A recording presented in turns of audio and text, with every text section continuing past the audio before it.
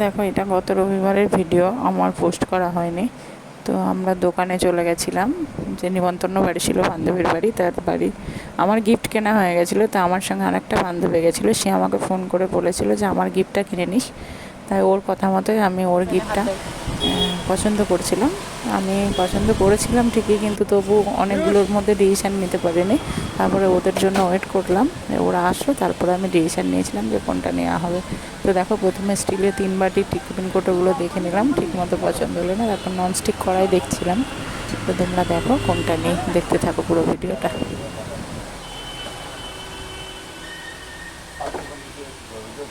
ওই তুমি যেন তোমার বন্ধ হয়ে যায় ওই